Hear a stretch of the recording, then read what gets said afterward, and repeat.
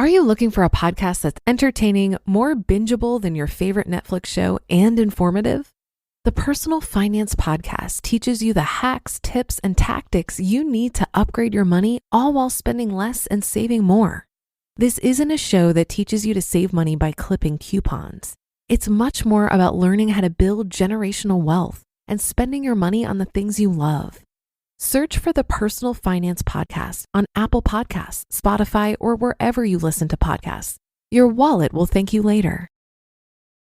This is Optimal Finance Daily, episode 2541, The 5 Love Languages of Money by Christine Luken of christineluken.com. And I'm your host and personal finance enthusiast, Diana Merriam. Now let's get right to today's post and start optimizing your life. The 5 Love Languages of Money by Christine Luken of christineluken.com. Understanding the 5 love languages of money will improve your relationship with your finances and your significant other. You've likely read or at least heard of the classic relationship book, The 5 Love Languages by Gary Chapman. It discusses the 5 different ways people prefer to receive love from the important people in their lives. When one of my mentors mentioned how the 5 love languages could be applied to our relationship with money, I instantly saw the benefit of exploring this at a deeper level with my coaching clients. The 5 love languages of money. The 5 love languages of money are words of affirmation, quality time, physical touch, acts of service, and receiving gifts. Most people have a preference for 1 or 2 as their primary love languages. Number 1, words of affirmation.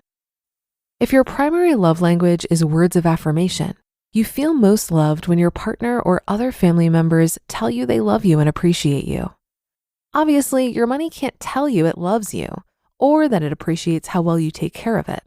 So how does this apply to money? If words of affirmation is your preferred love language, you feel supported by money when you give and receive communication about your finances. You likely enjoy talking about money with your spouse, family, and friends. You look forward to meeting with your money team, your banker, financial planner, and CPA. You like receiving emails from Stripe and PayPal saying that you've received payments. If your partner doesn't like talking about money, it might be a point of contention in your relationship. Number 2, quality time. If quality time is your primary love language, spending time just being in the presence of your loved ones makes you feel cherished by them. You feel most supported by your money when it stays with you for a while. If money leaves your account as quickly as it comes in, this does not sit well with you.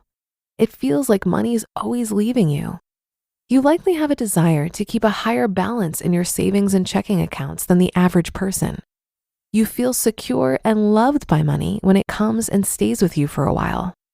If your partner doesn't have quality time as one of their primary love languages, it can cause disagreements over spending versus saving in your relationship. Number 3, physical touch. If physical touch is your primary love language, you're a hugger and probably an amazing one. You feel most loved when your partner kisses you, hugs you, and holds your hand in public. If this is you, you need to get in touch with your money, literally. You feel most abundant when you have cash in your wallet. You might enjoy counting and organizing your money. Maybe you still write physical checks and keep a checkbook. Making purchases with cash feels more satisfying to you than swiping a debit or credit card.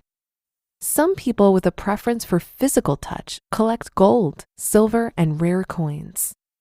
If your partner doesn't understand your need to be in physical contact with money, they might tease you about being old-fashioned. Your use of cash might annoy them because it's not as easy to track and classify as digital transactions. Number 4, acts of service. If acts of service is your primary love language, you feel most loved when your partner, friends, or family members do things for you that either take a chore off your plate or pamper you. When your spouse washes the dishes, even though it's your turn, or rubs your feet after a long day, you're delighted. When it comes to money, you feel most supported by it when you have enough to pay for services that make your life easier. You feel prosperous when you've got money to hire a house cleaner a lawn care company, or someone to run errands for you. Spending money on people who pamper you with manicures and massages might be a priority for you. It's important to make room in your spending plan so money can support you in this way. If your partner doesn't have acts of service as their primary love language, he or she might see this type of spending as wasteful. Why would you spend money on something you can do yourself? And number 5, receiving gifts. If receiving gifts is your primary love language, you simply adore gifts of all kinds. You love birthday and Christmas celebrations.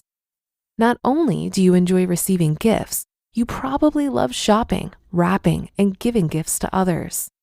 You're most delighted by the things and experiences, like a family vacation, that money can buy.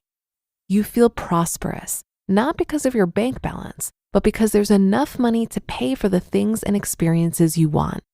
Maybe like me, you enjoy shopping online because it feels like the Amazon delivery person is Santa leaving gifts on your porch.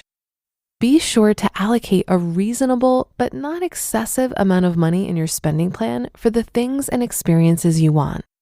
If your spouse or partner doesn't realize your preference for receiving gifts, they might chastise you for being materialistic or argue with you over spending, even if you're meeting your saving and investing goals. Now that you know the 5 love languages of money, you can begin to implement the suggestions here to honor both your relationship to money and your partner's relationship to money. You just listened to the post titled The 5 Love Languages of Money by Christine Luken of christineluken.com. Labor strikes, climate change, your beat up office printer. What do they all have in common? Come on, it's all about the money.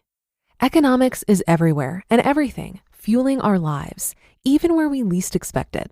If you're a fan of Optimal Finance Daily and are curious to learn something new and exciting about economics every week, I recommend you listen to the Planet Money podcast from NPR.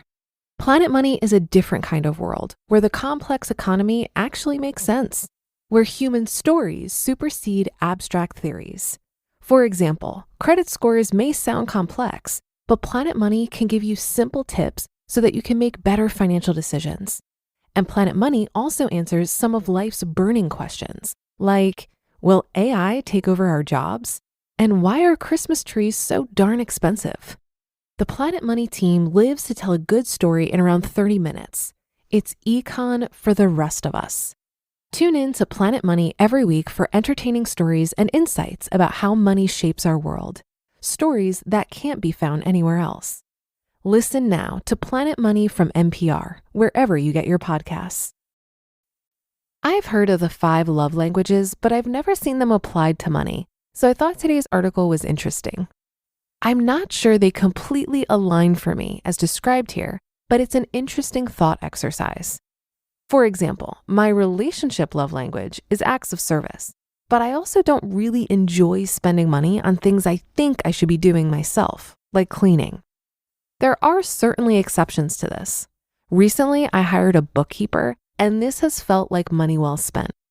At first, I hired her to just set me up on QuickBooks, but once I realized that there was more of a learning curve to QuickBooks than I anticipated, and she would only charge me $80 per month to handle it, it was a no-brainer. I think my money love language would be quality time, not just in holding on to money, but spending it in ways that allow me to spend quality time with other people. This is reflected in the various events I go to, like Camp FI, FinCon, and various conferences. I also enjoy spending on vacations that allow me to bond with my family and create memories.